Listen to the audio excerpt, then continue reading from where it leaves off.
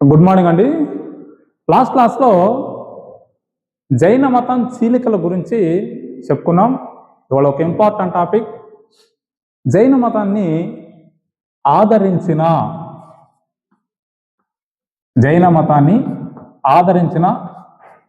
రాజులు ఎవరు? ఎక్కడ?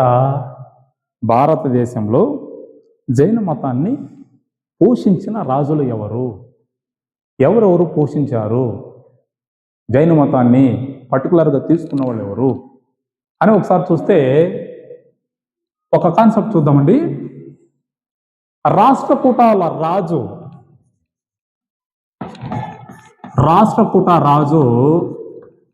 4వ ఇంద్రవర్మ జైన మతాన్ని స్వీకరించాడు రాష్ట్రకూటల్లో. పైగా ఈయన ఎలా చనిపోయాడంటే సల్లేఖన వ్రతాన్ని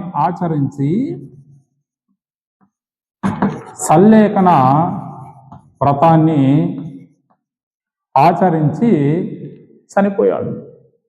సల్లేఖనము అంటే ఇంతకుముందు కూడా గుర్తు చేశానండి, చెప్పాను ఇంతకుముందు.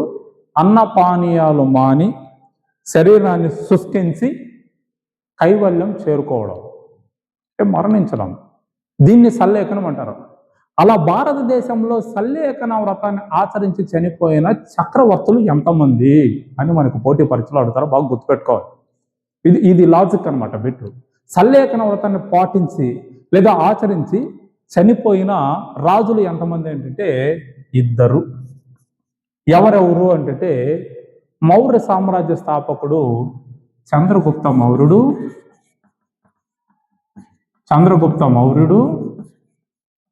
రాష్ట్రకూట రాజు 4వ ఇంద్రుడు. వీళ్ళిద్దరూ సల్లేఖన వ్రతాన్ని పాటించి చనిపోయారు. అలా రాష్ట్రకూటల్లో ఒక వ్యక్తి జైన మతాన్ని పోషించాడు. అలాగే మరొకరు చూద్దామండి. ఒడిస్సా రాజ్యాన్ని పరిపాలించిన ఖారవేలుడు. ఇప్పుడు ఒడిస్సా, ఒకప్పుడు ఒరిస్సా రాజ్యాన్ని పరిపాలించిన ఖారవేలుడు జైన మతాన్ని స్వీకరించాడు. తన ఆస్థానంలో జైన మత విగ్రహాన్ని ఏర్పాటు చేశాడు. ఇది మనకు ఎలా తెలుసు అంటే ఖారవేలుడు వేసిన హాతీ గుంప శాసనం, వెరీ ఇంపార్టెంట్ అండి. హాతీ గుంప శాసనం ప్రకారం ఈ విషయం మనకు తెలుసు. ఇంటికి హాతీ గుంఫ అంటే ఏంటి అంటే ఏనుగు అని అర్థం. చాలాసార్లు పోటీ పరీక్షలు అడిగారండి, చూస్తున్న వాళ్ళు మాస్టర్లు ఒకసారి గుర్తుపెట్టుకోవాలి. ఖారవేలుడు జైన మతానికి చెందిన వ్యక్తి. ఇతని గురించి మనకు తెలియజేసిన ఏకైక శాసనం హాతీ గుంప శాసనం. హాతీ గుంప అంటే అర్థం ఏంటంటే ఏనుగు అని అర్థం. ఏ ప్రాంతాన్ని పరిపాలించాడంటే ఒరిస్సా ప్రాంతాన్ని పరిపాలించాడు. ఈయన కూడా జైన మతాన్ని స్వీకరించాడు. మరి ఇంకెవరైనా ఉన్నారా జైన మతాన్ని ఆదరించిన వాళ్ళు అంటే? ఎస్, ఉన్నారు. చూద్దాం. మన తెలుగు ప్రాంతాన్ని పరిపాలించిన తూర్పు చాళుక్యులు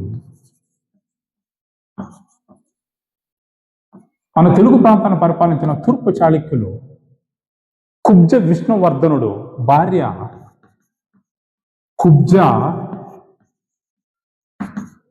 విష్ణువర్ధన భార్య అయ్యన్న మహాదేవి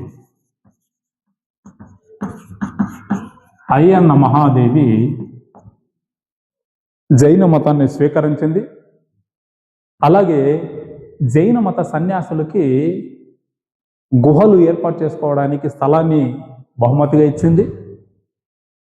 అలాగే ఇదే కాన్సెప్ట్లో మనకి ముషినికొండ అనే గ్రామాన్ని జైన తీర్థంకరులకి దానం చేసింది. బాగా గుర్తుపెట్టుకోవాలండి. ముషిని కొండ అనే గ్రామాన్ని జైన తీర్థంకరులకు దానం చేసింది తూర్పు చాళుక్యుల్లో కుబ్జ విష్ణువర్ధనుడు. 2వ పులకేసి తమ్ముడు. ఇతను తూర్పు చాళుక్యుల ఆంధ్రదేశంలో తూర్పు చాళుక్య సామ్రాజ్యాన్ని ఏర్పాటు చేశాడు. ఇతని భార్య జైన మతాన్ని స్వీకరించింది.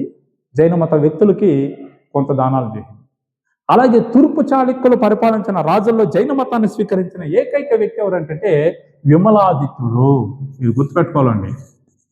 విమలాదిత్యుడు తూర్పు చాళుక్యులు పరిపాలించిన చక్రవర్తుల్లో జైన మతాన్ని స్వీకరించిన ఏకైక వ్యక్తి ఎవరు అంటే విమలాదిత్యుడు. సో వీళ్ళ కాలంలో కూడా మనకి ఇక్కడ జైన మతం ఉంది. సో అలాగే బసది అనే కన్నడ పదం వసతి అనే పదాన్ని తెలియజేస్తుందండి. వసతి అనే పదాన్ని తెలియజేస్తుందండి. జైన మత తీర్థంకరులు లేదా సన్యాసులు విశ్రాంతి తీసుకునే మందిరం, విశ్రాంతి మందిరం. సో వీళ్ళు కూడా జైన మతం. అలాగే మౌర్య సామ్రాజ్యంలో ఒక వ్యక్తి అండి సంప్రతి జైన మతాన్ని పోషించాడు. మౌర్య సామ్రాజ్యం అశోకుని తర్వాత వచ్చిన వ్యక్తి సంప్రతి. అలాగే చంద్రగుప్త మౌర్యుడు మౌర్య సామ్రాజ్యాన్ని చంద్రగుప్త మౌర్యుడు జైన మతాన్ని స్వీకరించాడు. సో ఈ విధంగా కొంతమంది రాజుల యొక్క పోషణ. అలాగే మరొక వ్యక్తి బింబిసారుడు జైన మతాన్ని స్వీకరించాడు. సో ఈ విధంగా జైన మతాన్ని కొంతమంది తీసి భారతదేశంలో దానికి ఎనలేని సేవ చేసి జైన మతాన్ని తీసుకొచ్చారు. కానీ జైన మతం ప్రజల్లోకి చొచ్చుకెళ్ళలేకపోయింది. ప్రజల యొక్క ఆకర్షించలేకపోయింది. సో ఆ సందర్భంలో ఇది ఎక్కువ కాలం మనకు మనుగడలేకపోయింది. సో అలాంటిది కొంతమంది రాజుల పోషణ వల్ల మనకి ఇక్కడ బాగా కనిపిస్తూ ఉంటుంది. సో ఇవండి ఈరోజు జైన మతాన్ని ఆదరించిన రాజులు, వాళ్ళ యొక్క ఇంపార్టెన్స్. నెక్స్ట్ క్లాస్లో జైన మత సమావేశాలు లేదా పరిషత్తులు 2 జరిగాయి, వాటి యొక్క ఇంపార్టెన్స్. అలాగే అంగాలు అనే కాన్సెప్ట్ ఉందండి, వాటి యొక్క ఇంపార్టెంట్ గురించి చర్చిస్తాం. Thank you.